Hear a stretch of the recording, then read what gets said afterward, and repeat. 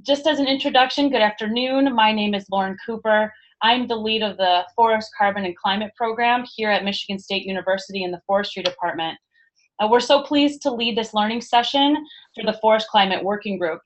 And for those of you that aren't familiar, the Forest Climate Working Group is a diverse group of forest interests, including landowners, industry, conservationists, academia, and those active with carbon markets. This group has worked together for more than 8 years to advocate for state and federal policies that work to ensure sustainable forest use and prevention of land use change. And I know we do have some folks from outside of the group, including some colleagues here in the forestry department and in our partnering organizations. So I thought I'd hand it over to Rich Jad, to greet the group and to introduce the group, the Forest Climate Working Group, more broadly. Yeah, great. Thanks so much, Lauren. And I just want to start by thanking Leslie so much for joining us today. We're really excited to hear more about some of the innovative work at Washington State in Washington State, excuse me, to make this really important connection between forests and driving carbon mitigation through forests and forestry. Lauren did a great job of giving an overview of the Forest Climate Working Group.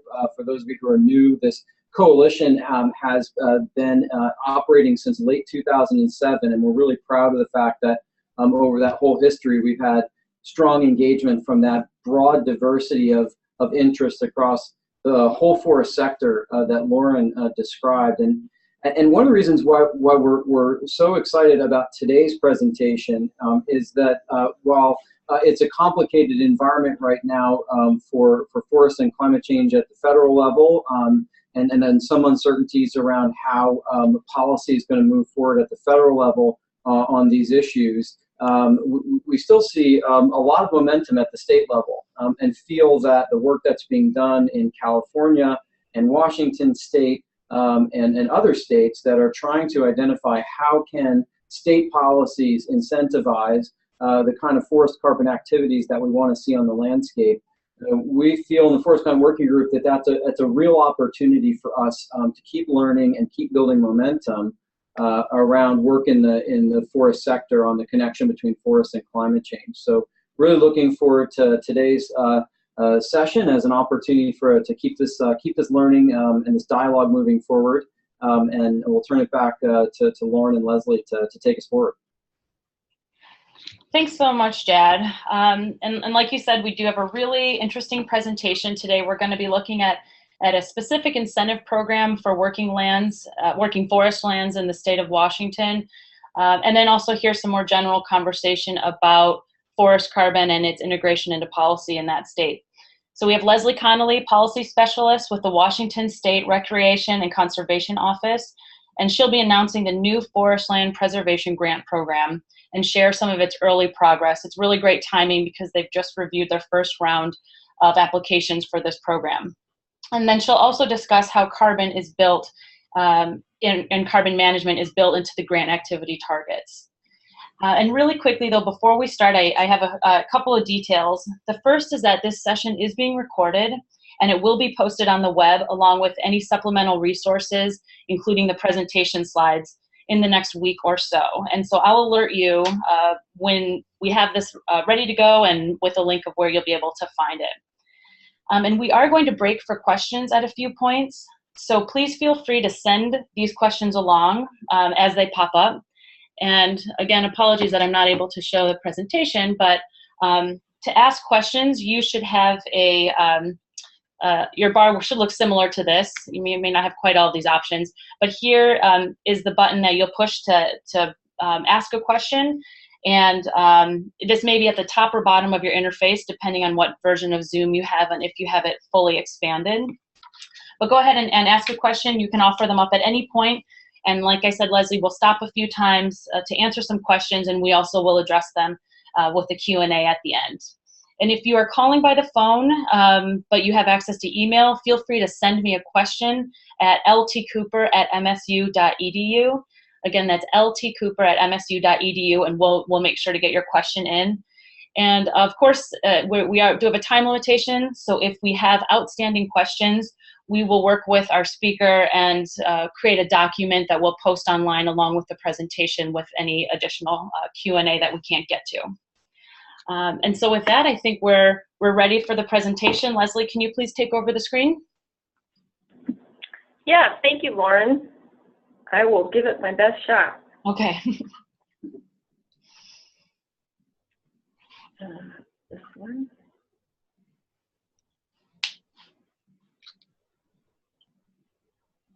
Okay. And so, Lauren, do you see? I'm starting my slideshow now. Yeah, it's on, but it's not in presentation view. All right. How about now? I think we're seeing the other screen. We're seeing the view that you have. Okay. So I do new share, and I want to show you my. There we go. Is that the right one? Yep, that's the right one. All right. Well, congratulations to Zoom for making this so easy. Good. And thank you all for joining us on this webinar today. When I was contacted by folks at the Forest Climate Working Group, I was very excited to share news about this new grant program with this group, recognizing that many of you come from diverse backgrounds, maybe not necessarily in the grant-making business, but coming from different aspects of forest management. And hopefully I can share with you this one tool that we have created here in Washington State to preserve forest, working forest lands, and give you a little context for where it sits within our state and our efforts in the state to work on protecting forests and do some work on carbon sequestration. So I'm excited to share this with you. Please, as Lauren mentioned, send in your questions. I do think we'll have time for getting to some of those during the presentation. And anything that I'm not able to answer today, if I don't know the answer, I will follow up with you afterwards to find out answers for you from my colleagues here in Washington State.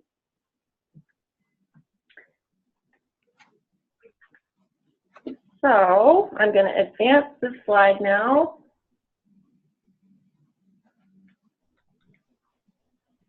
There we go. So the overview today, I kind of have three main things that I'll present. First is just give you a very brief vision of the amount of forest that we have here in Washington State, and a little bit of structure, our governmental structure. We are somewhat unique here in Washington State because of the way our government is structured and who manages what aspects of forests. Then I'll give you just a brief overview of a couple of examples of carbon sequestration efforts that are happening in the state, and then present to you in detail as an example, one of those examples, our grant program for preserving forest land that we just launched this year. And the goal, of course, recognizing you as the audience, is to talk about forest preservation and the incentive to bring in carbon as one of the management tools for protecting those forests.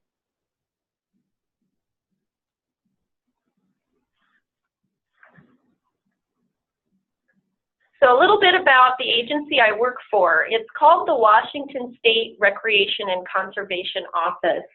We're a very small state agency. We are a cabinet level agency that reports to the governor, but we are small. We have about 50 people, and our main focus at our agency is to administer grant programs on behalf of different funding boards. And in this case, it's the Recreation and Conservation Funding Board. It's a governor-appointed board that oversees our work and allocates the grant funding that's provided to it, either through the state legislature or the federal government programs that we administer. So in that regard, a lot of our work is done through an open public meeting process, because our funding board is committed to having a diverse set of audience make our program stronger, transparent, and accountable to the funding sources that we administer. We also provide some technical assistance to our grant applicants about the particular types of things they're working on. And then we also do monitoring of our projects after they're complete to ensure that they're complying with our grant program requirements. And in this particular case, for our Forestland program, those requirements are in perpetuity. So it's a very long-term obligation that we're making as an agency.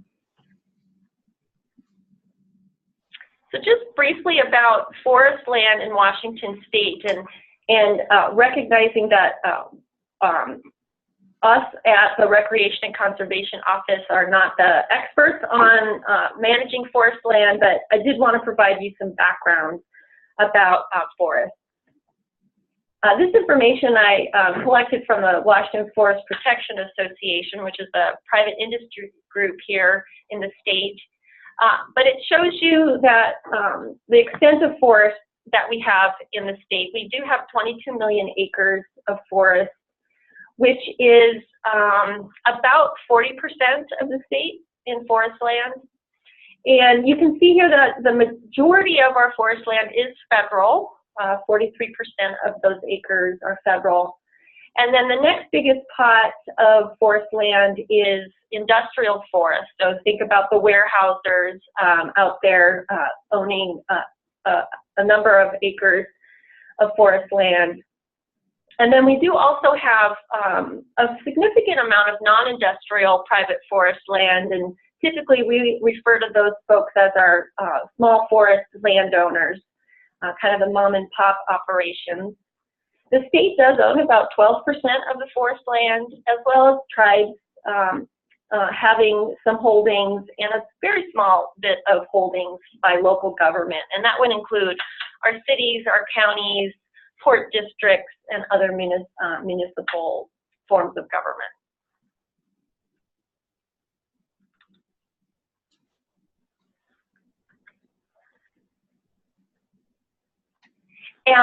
And then just a little bit about our structure in terms of who manages forests in the state.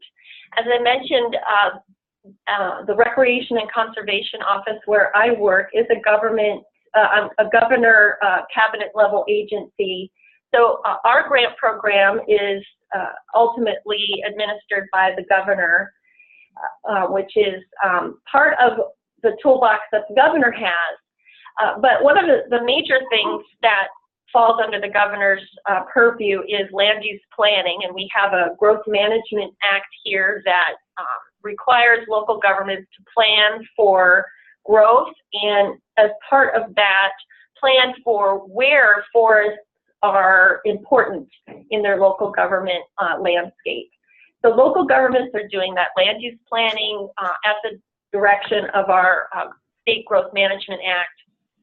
And then also within the governor's purview, there are some landowner assistance programs that are administered by other state agencies that help forest landowners out. Now, in addition to our governor as an elected official, we have an elected commissioner of public lands, and that's a person that runs our Department of Natural Resources, which is our main agency that manages forests in the state. So the Commissioner of Public Lands is the one that is issuing permits for timber harvest, implementing what we call our Forest Practices Act. It's also managing our state-owned forests through the state trust. And then it has its own landowner technical assistance programs, as well as some other funding programs, which some of you might be familiar with, like the Forest Legacy Program administered through the U.S. Department of Agriculture. So that's where those programs fit. And it is a separate agency that's headed by a separate elected official.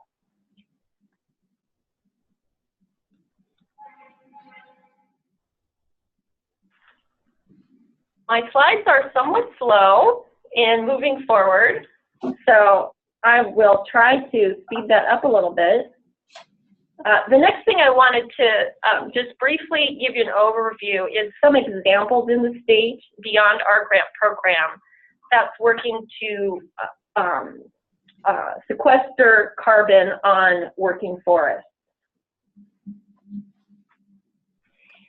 There's a couple of different examples that are happening, and I guess I would characterize any of this work as really bubbling up and grassroots oriented.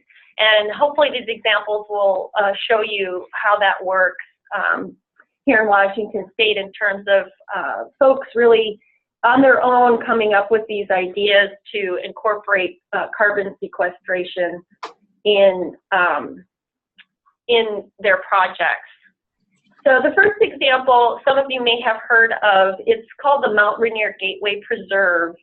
It's at the entrance of Mount Rainier near Ashford, Washington. It's property that's owned by a local land trust, the Nisqually Land Trust, and they were able to partner with Microsoft Corporation to purchase carbon credits on the California market. So Microsoft purchased 35,000 carbon credits, which I understand is the equivalent of taking 6,000 cars off the road. And Microsoft paid the Nisqually Land Trust to store the carbon on 520-acre property at this location near Mount Rainier.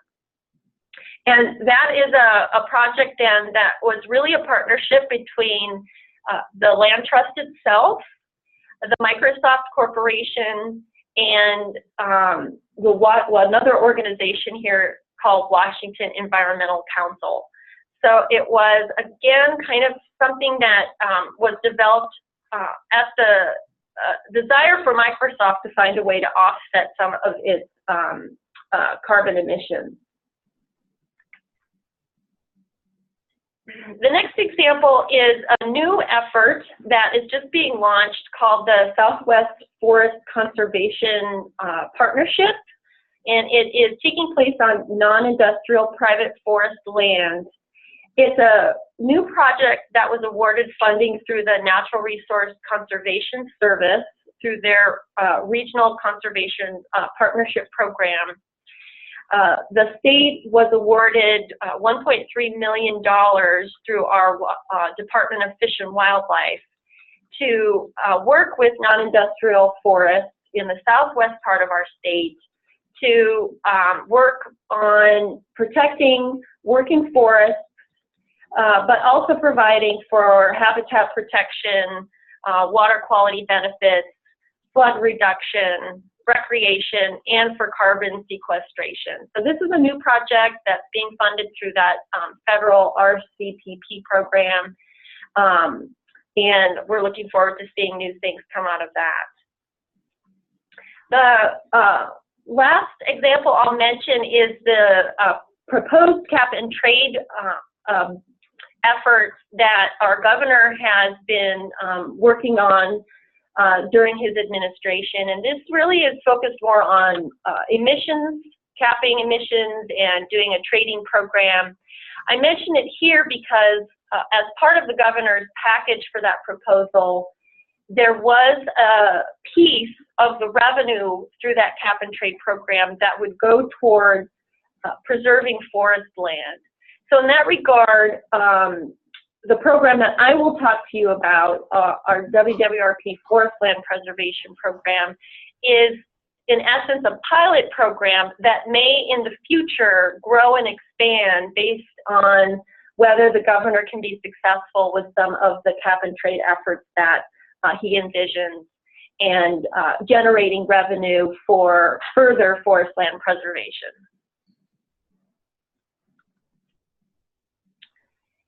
Then, of course, the focus of the rest of my talk is going to be about our forest land preservation program. But before I get into that, just any questions about kind of the big picture here in Washington State, and I can try to answer those, or I might need to follow up with you afterwards.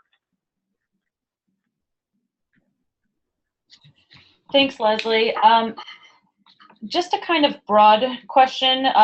Could you just give us a little insight as far as the leadership and the planning process that's kind of fueling these different avenues that forest carbon is starting to take place in Washington?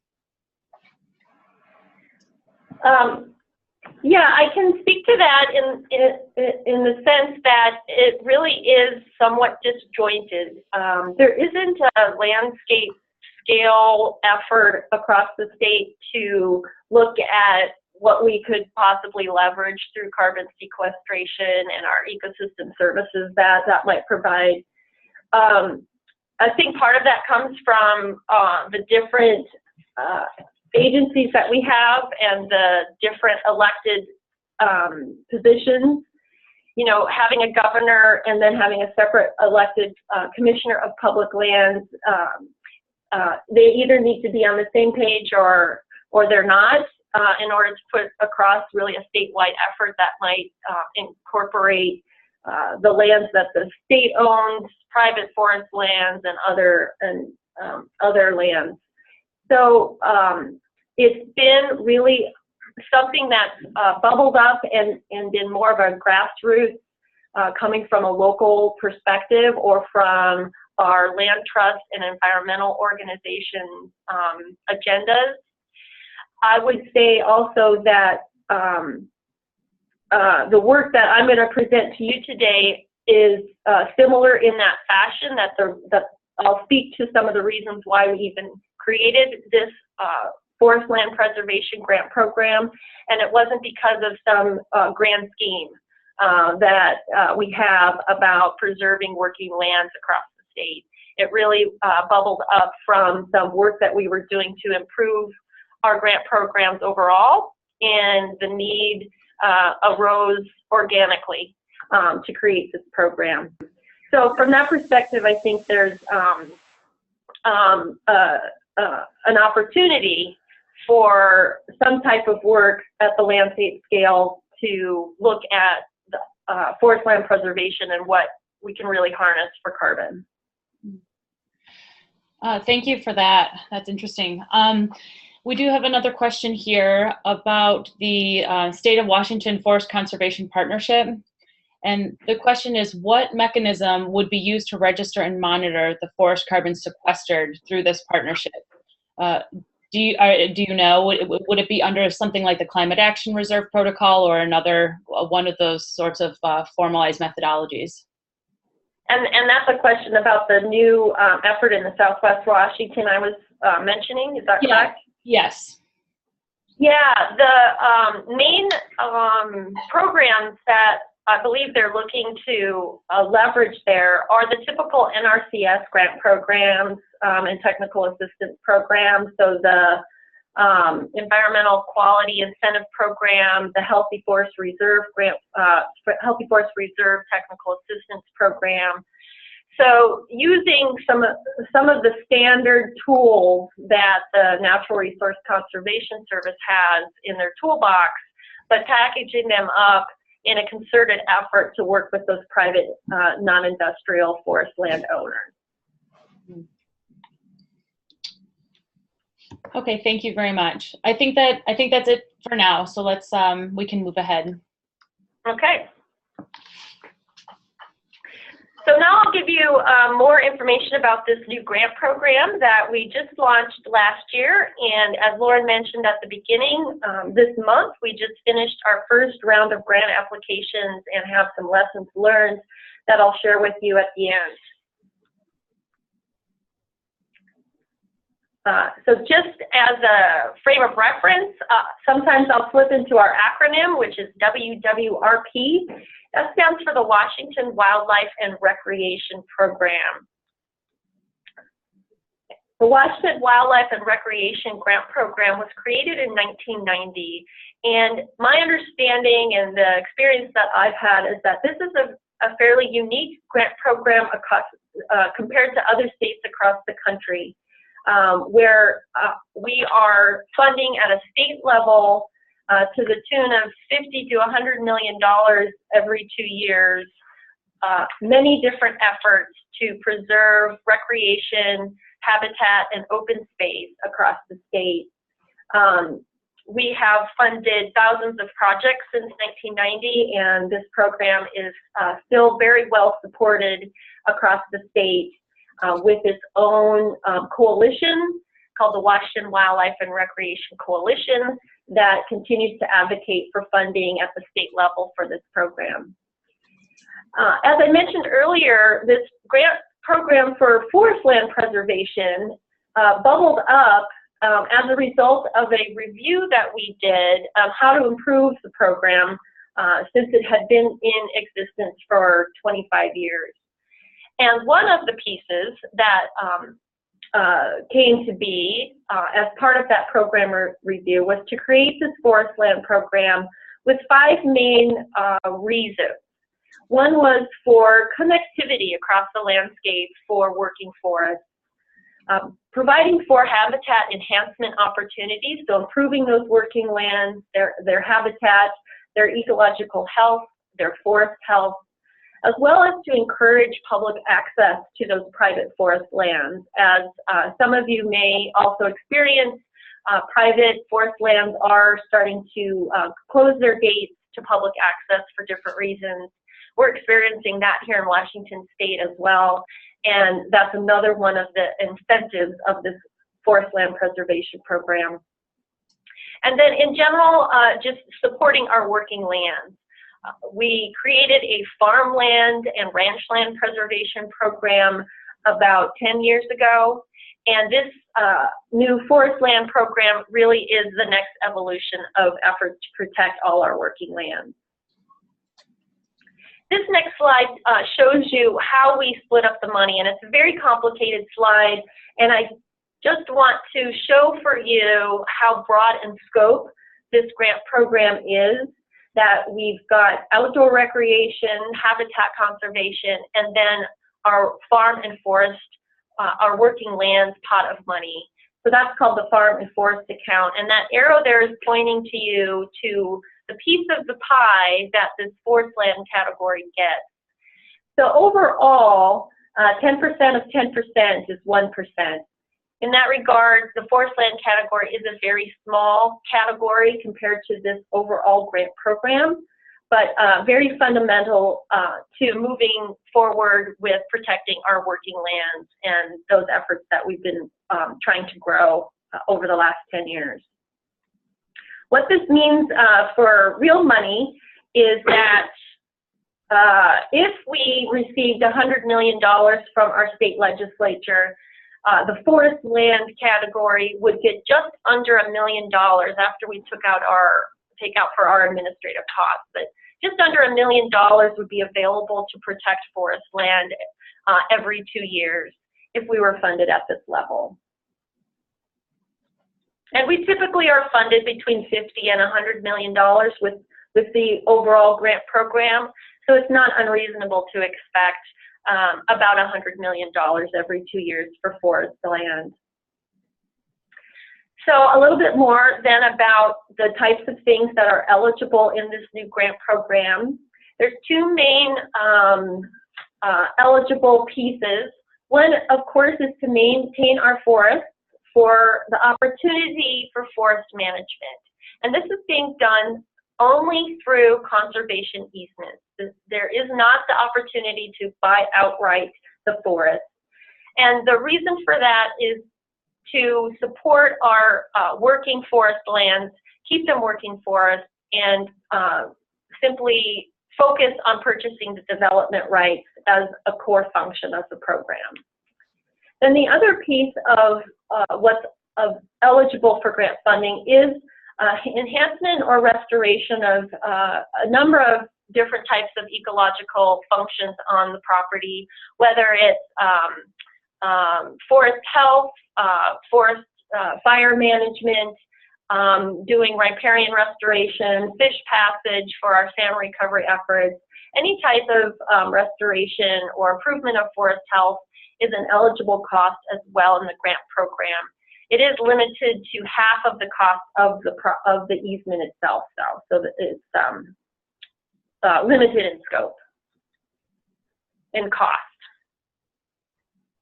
The next important piece of how this program was created to keep in mind is that it is only eligible to purchase the conservation easement on what we call designated forest land. And designated forest land is a tax status. So it isn't related to the land use planning efforts that a county might be doing to say, here's where we want our forest land to be managed as part of our growth and our growth management planning. It's directly related to the property taxes that a county is collecting. So the county approves which parcels are designated forest land. And those county commissioners are elected officials in each county.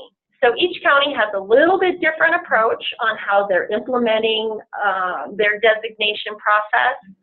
Some counties require a timber management plan as part of their designation approval, some don't.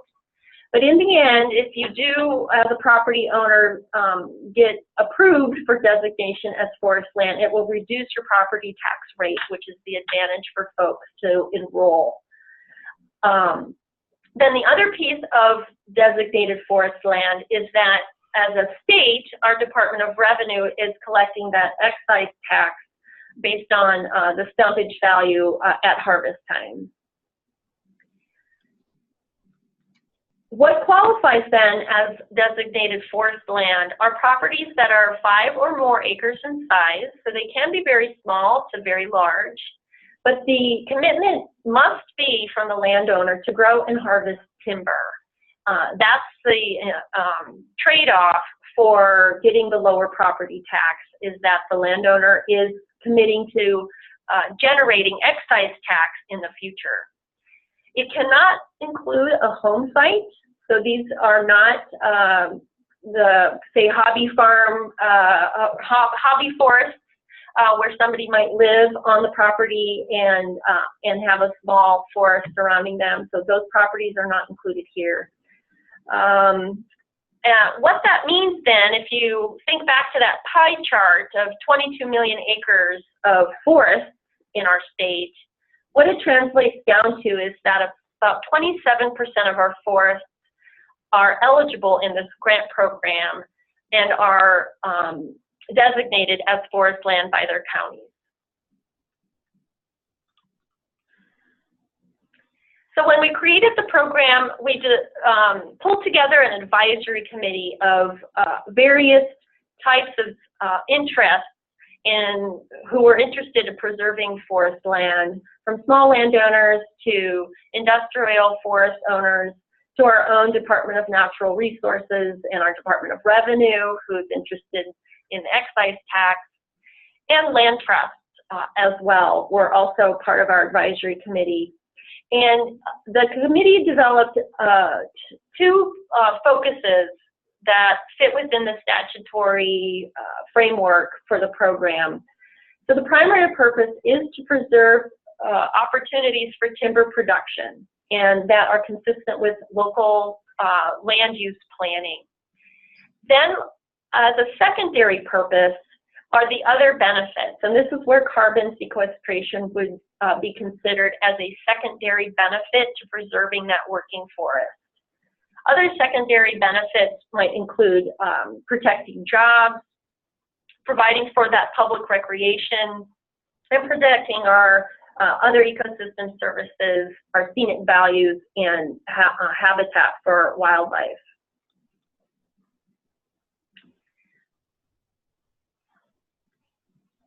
The program is limited in who is eligible to apply for grants and the amount of money that's available. The folks who can apply for a grant from us are cities, counties, nonprofit nature conservancies, which is our way of defining a land trust, and then one of our state agencies, which is the Washington State Conservation Commission. They're eligible to apply for grants as well. They're the agency that oversees all of our local conservation districts, and that partners with the Natural Resource Conservation Service a lot. And Grant requests are limited to $350,000 each grant. So if you think of an example of a project here, it might be a land trust asking us for $350,000 to purchase a conservation easement on a private forest landowner's property.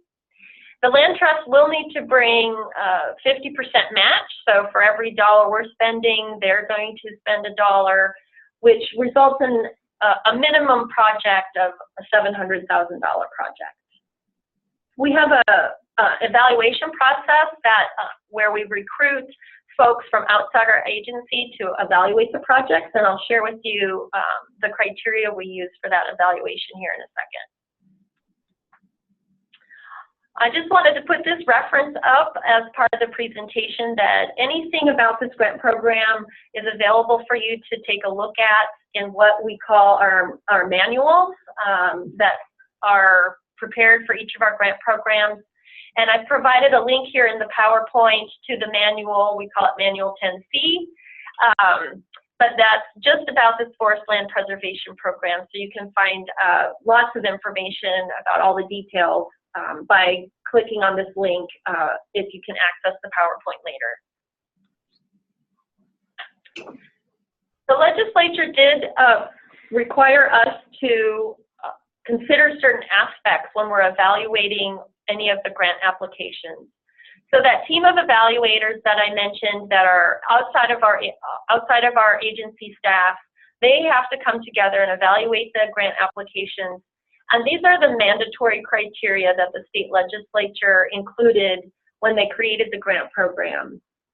Things like community support, the likelihood that the property would be converted from a non-timber use is one of the main criteria. And what I want to pull out for you here is that the potential for carbon sequestration is one of our mandatory criteria. So this speaks to the fact that the state legislature was supportive of including carbon sequestration as one of the efforts and one of the management tools for evaluating these projects, along with other attributes like providing for ecosystem services and wildlife habitat.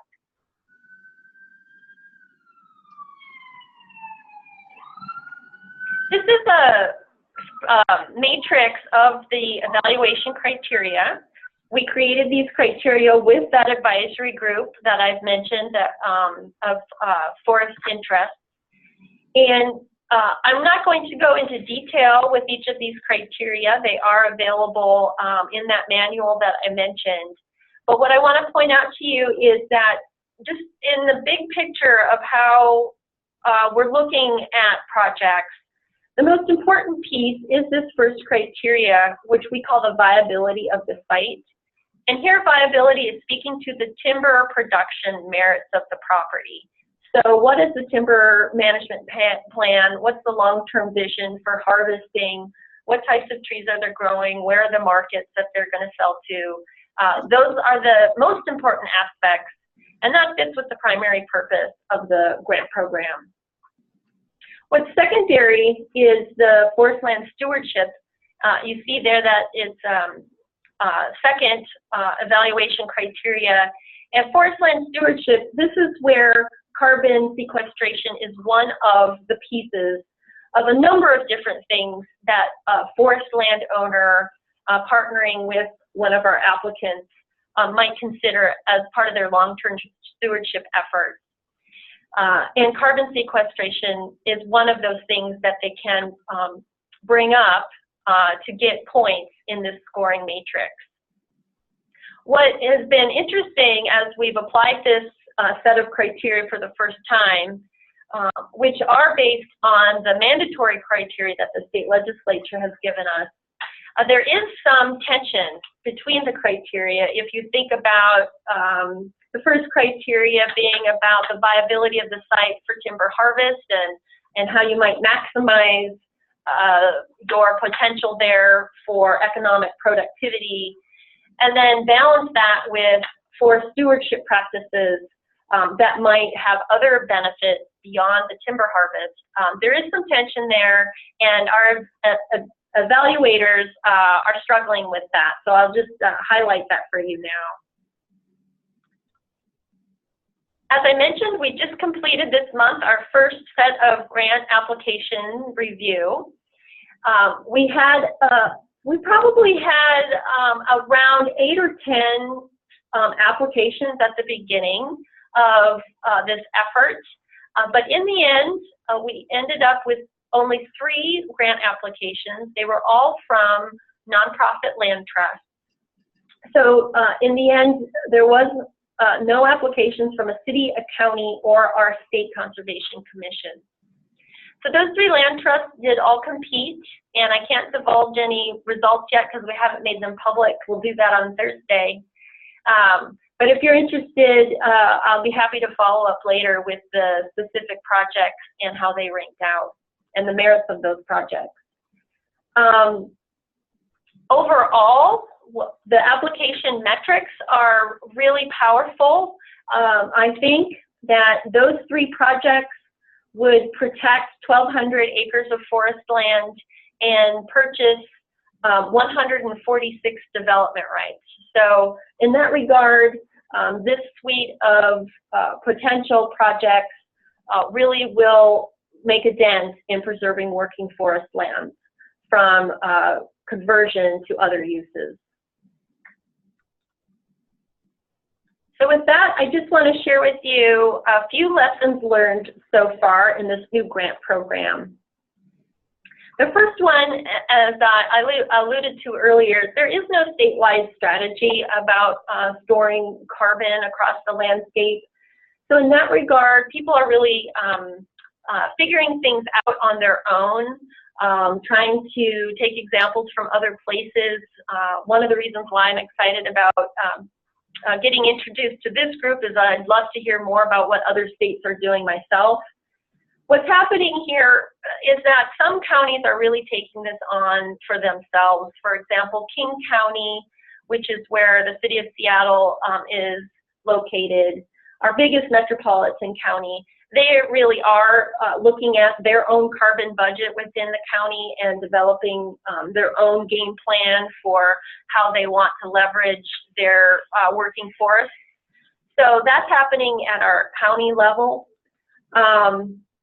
So things are happening on a piecemeal basis, but nothing statewide. The next lesson learned is that we are in need of more technical assistance on that balance of how to manage a working forest, make it economically viable, and how to also leverage income from storing carbon. I think there's some real opportunities there for that carbon sequestration, as we have examples already happening where folks are buying in the California market already. That how can we do more of that here in Washington State to work with programs that are outside our state, in the hopes that in the future we will have our own cap and trade system here in Washington. One of the best resources that I've found on how to do this is through our county extension offices. Our forest extension agents seem to be the most knowledgeable on how to do this. So I'm looking forward to building more relationships with those county forest extension agents. The next interesting piece to share with you is that of those 3 applicants, only one of them mentioned the benefits of carbon sequestration in their application. So thinking about those 3 applicants, all being land trusts, all being in the conservation framework mindset, it was interesting from my perspective that only one of them was thinking about carbon in the future.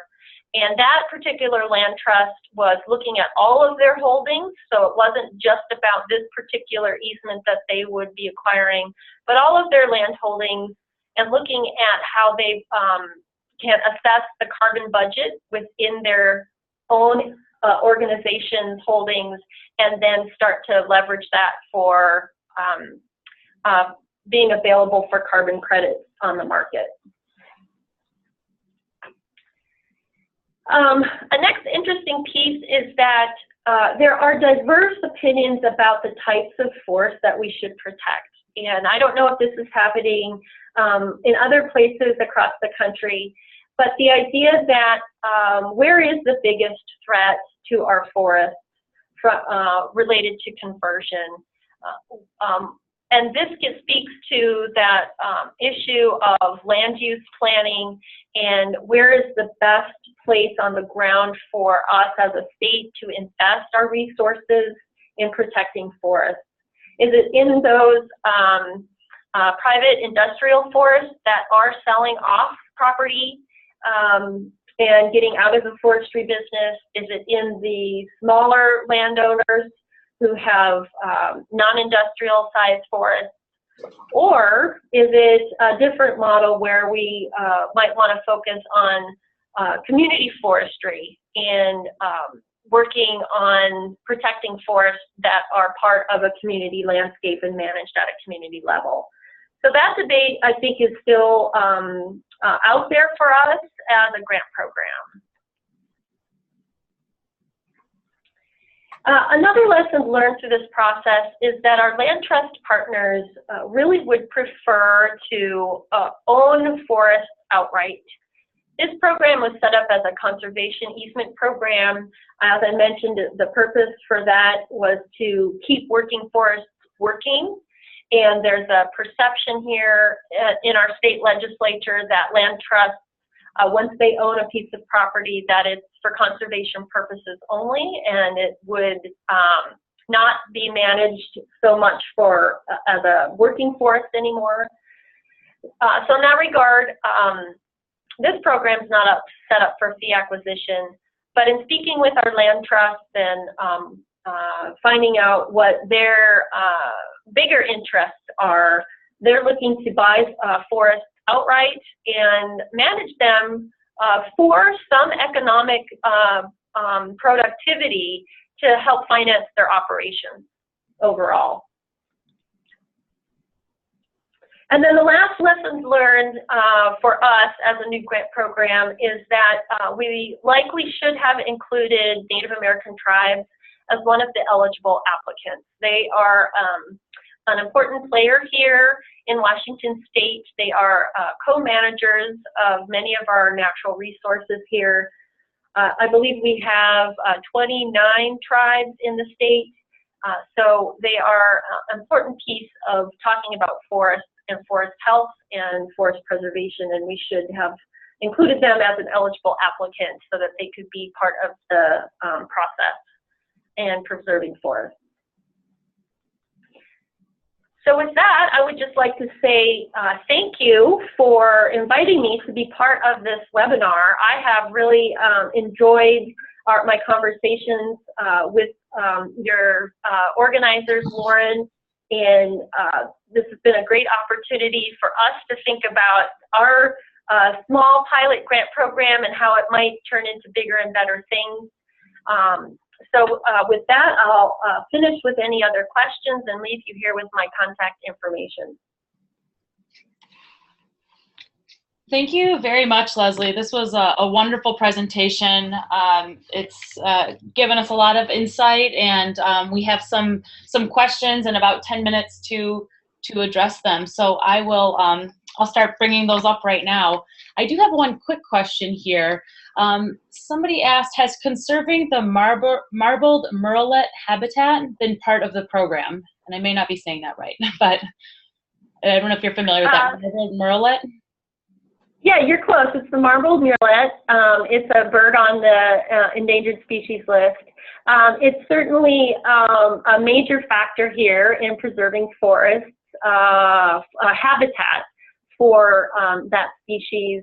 It is definitely still a hot button issue from a working forest perspective, and quite frank, I mean, we're probably going beyond much of my expertise here, but my understanding is that the reason for a lack of harvest on our federal forest lands is related a lot to protecting for that species. our private forest landowners are entering into habitat conservation plans with the U.S. Fish and Wildlife Service. And in that regard, we have excluded protecting forest land that would be included in a habitat conservation plan from being eligible for funding. So in that regard, this grant program isn't being used to leverage protecting marbled murrelet habitat for private landowners' endangered species compliance. Okay, thank you very much for that. Another question we have here, will Washington's legislature's failure to pass a capital budget for 2017-2018 get in the way of the funding for the 3 applications you've received? Yes, it is a hurdle for us. For those of you in the rest of the country, we are at a stalemate right now in getting a new capital budget approved. I mentioned we typically get 50 to 100 million for our overall Washington Wildlife and Recreation program. That funding should have come into play on July 1st of this year, but we did not get any capital budget, so it wasn't just our grant funding that was affected, but it was all the state's capital projects, including schools and hospitals. So it is affecting our award of grant funds. We have completed our grant evaluation process, and these projects are ready to go as soon as the state legislature approves that capital budget. Mm-hmm. Thank you for that. Another question here is, could a carbon offset project developer provide the matching funds for an applicant? And that the question also says that this would then mean that the applicant would follow a carbon offset protocol to generate carbon credits and offsets with that forest. Yes, I think that could work. And I think there are ways that someone could bring that type of match to the table. They would need to clearly articulate the carbon restrictions on the property, as well as then how they're going to harvest in the future. So our advisory committee members think that's possible, and it's a matter of that technical assistance of bringing that money to the table and then figuring out the forest management plan that would allow for both things to happen. Thank you for that. So we have another question that's really linked to the offset market. And I know that you said only one of the 3 explicitly mentioned carbon, but the question is, do you think that there's an added incentive, or the added incentive of the Forestland Preservation Grant could encourage more exploration in carbon markets for landowners? Yes, I hope that happens. And that's why I'm really interested in continuing these kinds of conversations. Our land trust, the Nisqually Land Trust, where I mentioned they had partnered with Microsoft to bring carbon offset credits to their property near Mount Rainier. We have a great example of a land trust doing that, bringing in that funding to protect their property. So we've got good examples of that, and I think we need to see more of those types of projects, and hopefully this grant program can help encourage that. Thank you so much. And then another kind of broad question here is, you mentioned earlier that there wasn't necessarily a cohesive landscape plan for this topic, but what types of information and knowledge sharing do you think is required at this time around forest carbon and forest carbon management? And do you think that there are, or where do you think there are fundamental knowledge gaps? And then the last part would be, how do we overcome those gaps? Is it training, programming, outreach? What are your general thoughts here? One of the things that I'm hopeful for on that front is one of our state environmental organizations here, the Washington Environmental Council, is continuing to work on this issue about working forests, climate change, and the cap and trade revenue benefits of protecting those working forests. And they're continuing that conversation. They're even having their own get-together later in September of this month. So it seems to me that one of our best approaches right now is for our nonprofit partners to help us frame that discussion up. The other the other thing to keep our eye on here in Washington State is that we do have a new Commissioner of Public Lands. So that's the duly elected person managing all that forest permitting and state forest lands. Her name's Hillary Franz, and she's just been on the job since January. And there's likely some new things that will come out of the State Department of Natural Resources on this front. So I think that there's some new things happening here in Washington State to keep our eye on with our new commissioner, our governor still wanting us to be bold on addressing climate change, and then our nonprofit partners helping us with that conversation. So we're almost to the end here, so I'll ask a final, pretty broad question. From your perspective, then, what is the path forward for carbon management in Washington from this point? Well, I'm not sure that from my perspective I can answer that. What I think I can, how I think I can answer that is from an agency that is managing a grant program related to protecting working forest land. What we need is the technical support to understand where the best investments can be made, and that we have a pot of money that's available to leverage other sources of money to protect the forests that are, say, located in the right spot, have the right type of, the best carbon value, and help us figure out where on the landscape that is. Because that would really help us figure out some focus for this grant program. Right now, it's kind of a wide open door for any type of forest to come in as a potential project. But if there's a way for us to focus more on how we can better fine-tune our investments, that would be really helpful. Great. Lauren, this is Jad. Can I step in for a moment? Absolutely, yep. Yeah, folks, again, this is Jad Daly again from American Forests and co-chair of the Forest Climate Working Group. And actually two things. First of all, Leslie, I think what you just said resonates strongly for other states that we've talked to around the country. And there's some materials that the Forest Climate Working Group developed a couple of years ago as the EPA Clean Power Plan was being developed, intended to begin from a policy development point of view, start to provide some guidance and some technical assistance for how states could think about that kind of strategic planning that you were talking about. And I think there's more work still that could be done to take some of those policy ideas and connect them to the sort of statewide strategic area planning that you were just talking about.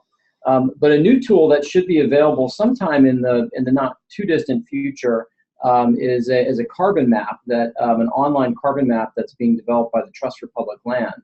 And this is intended to be an easy to use online carbon mapping tool that could enable states and other organizations, governments and other and private sector organizations to do some of that analysis around where do we have high carbon stocks in the land, where do we have key risks to carbon, and how can we start to understand where the opportunities are to create incentives that can integrate working forests and carbon sequestration and carbon sustainability. So that's just an example of the kinds of resources that are being developed. And so we'd love to stay in conversation with you and the folks in Washington State and any other states that might be represented here on the phone.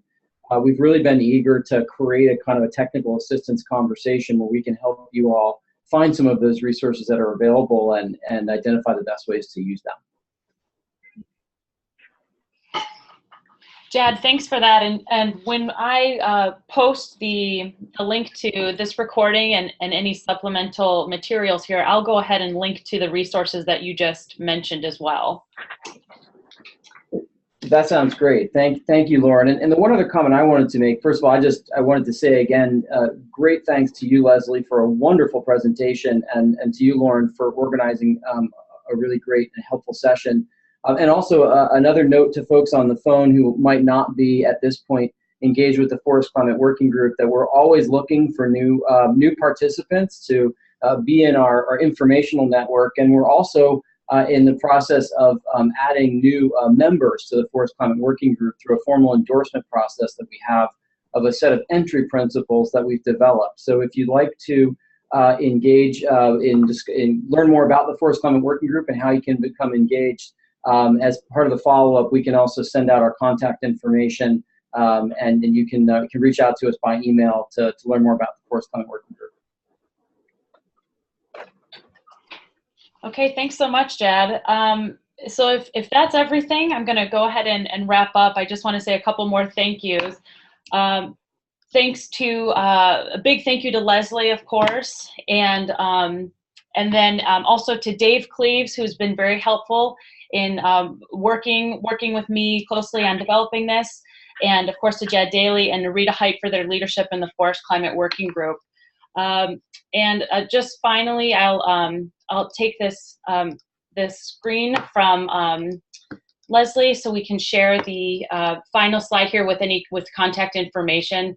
So feel free to contact me if you have any questions, and my contact information is on here as well. So thank you so much for all of your time. Thanks again to Leslie for the presentation and for your time today as well. And take care. We'll be in touch soon with some follow-up information. Have a great rest of your afternoon.